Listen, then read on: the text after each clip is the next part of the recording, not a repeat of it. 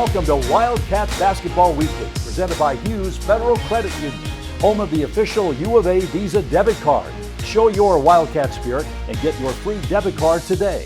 Visit them at hughesfcu.org, federally insured by NCUA. Parker Jackson-Cartwright, top of the key with the ball for the Cats. Arizona leading by 8 to York. A turnaround, another three. Oh, he is hot now. Look out. Welcome to another edition of Wildcat Weekly with head coach Sean Miller. Cats head to LA to take on UCLA and USC this weekend. Before we get to that, Coach, congratulations on an opening conference victory at Arizona State. Teams learn from every game, win or lose. What was the most valuable lesson your team learned in the victory over ASU on Sunday? Well, I'll start with something that we've emphasized quite a bit, Brian, as you know, and that is our team's ability to play without turning the ball over on offense. I feel like we've done this a dozen times or so already in terms of talking about it, but turnovers not only cripple your offense, but they also really hurt your defense, especially when the talent level and the team you're playing is an excellent team, which I believe ASU is that. I mean, they're a hard-playing group, a veteran team, and their non-conference success speaks for itself. Turn the ball over against a group like that, they turn it into points, fouls, three-point shots. The fact we were able to play with only 8 turnovers in the game, to me, was the key, and is also a great learning tool for us, because I think when we're able to talk about us being at our best, that's part of the recipe for us this season. Wanted to ask you about a couple of combinations at two positions. Last year, TJ McConnell was your rock at point guard. Parker Jackson-Cartwright was your apprentice. Now, Kadeem Allen and Parker work very well in tandem. How are they similar and how are they different when they play on the court? Well, Kadeem, and he knows this better than anybody, he plays more than one position for us. And playing the off guard sometimes frees him up to score. It allows him to use a high-level energy defensively. When you're the point guard, you're in command of everybody and everything that we're doing on offense, and there's a lot that goes with that. Parker is the consummate point guard. He's somebody that's the extension of the coach. He's a pass-first player. He thinks pass. He's a playmaker, and it was great to see Parker play with the confidence that he played with in the game. But a big reason we won was just his minutes were very, very valuable statistically, and we said this a lot about TJ. Don't value him by the end game stat sheet. Value what he does running the team, and he ran our team exceptionally well. I thought he played some very good defense. The one three-point shot that he took, he made, and that was good to see as well. Same question about your center position with Caleb and Dusan. And with Caleb out for a while, Dusan had some more minutes. How has he progressed and learned from Caleb, both last year and now this year, for those two guys to work together so well? Well, Dusan is one of the hardest working players in our program. This spring and summer, especially in the heat of the summer, Ryan Anderson and him ran outside in the sand volleyball court, which became a sand pit for them, and worked around the clock with Chris Rounds, 4, 5, 6 days a week on their strength and conditioning. And Dusan is a great student of the game. He's a willing learner and listener, and he's talented. He came here with great hands and a soft touch.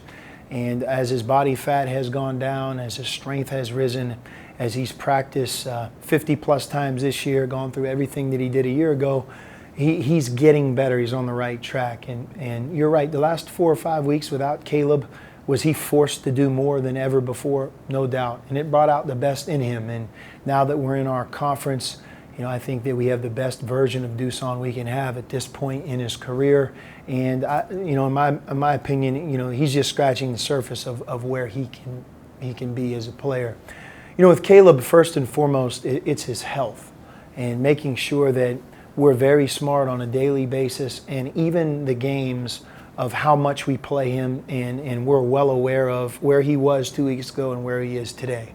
In every 3 to 5 day period of time that he experiences no pain, that he continues to amplify his conditioning, where he just continues to be in better game shape, then his minutes will increase. And at one point, I think those two guys playing some together, we envisioned doing that as far back as August. It's never really been in the cards for us because Caleb hasn't been with us. But if we're fortunate enough to have Caleb with us from start to finish, I think we can have a different blend, a different look, a lot like we do with Kadeem and Parker playing together some. We can do the same with those two guys. And every coach wants to put his best players on the court. It's up to us to figure out how to make that work. And I think with Dusan's improvement, he's elevated himself into one of our team's best players.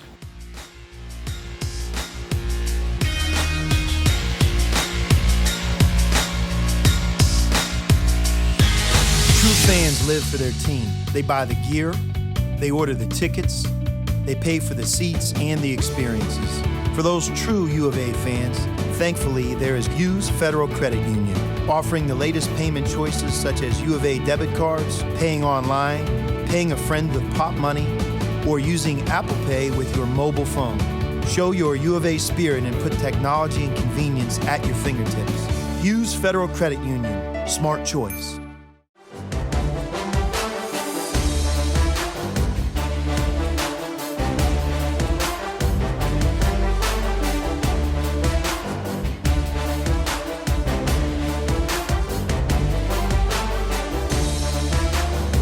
Wildcat Basketball Weekly continues, presented by Hughes Federal Credit Union.